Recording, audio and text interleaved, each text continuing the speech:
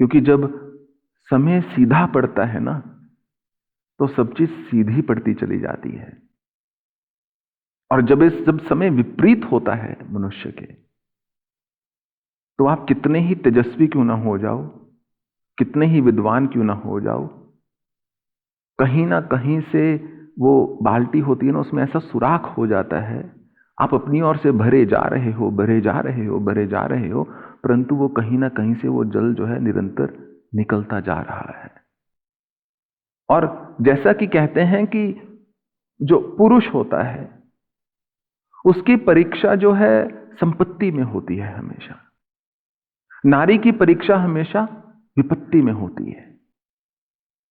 यदि घर में विपत्ति पड़ी है तो नारी का कैसा व्यवहार है पुरुष के साथ, वो साथ रह रही है या छोड़ के चली जाएगी।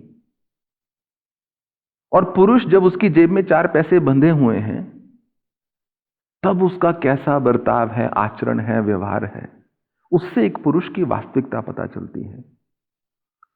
ठीक वैसे ही यदि समय उचित या अनुचित चल रहा हो, समलोष्टम लोष्ट कांचन भगवान ने कहा। मिट्टी के ढेर में पड़े हो, चाहे आप एक कंचन एक स्वर्ण के बिस्तर पर पड़े हो, जो उसमें सम रह सके कौनतई, वही व्यक्ति गुणातीत है।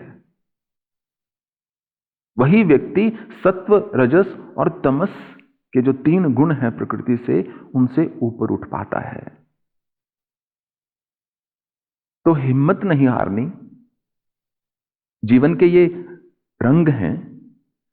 यदि आपने 13 months in the Himalayas या if truth be told, सत्य कहूं तो, या कुछ ऐसा पढ़ा है या कुछ और इतना इंस्पिरेशनल लिटरेचर है, तो हो सकता है आप साधना ना करो कभी, परंतु कम से कम आपको शायद इतना तो कहीं ना कहीं एक अनुभूति होगी कि हमें हार नहीं माननी है।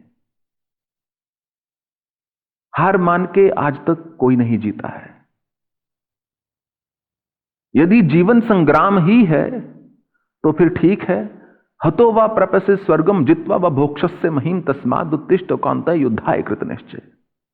यदि जीवन संग्राम ही है तो ठीक है, भगवान कहते हैं जाओ, या तो वीर गति को प्राप्त हो या जीतकर राज्य का भोग करो, परंतु भीरू मत बनो, उठो और युद्ध करो।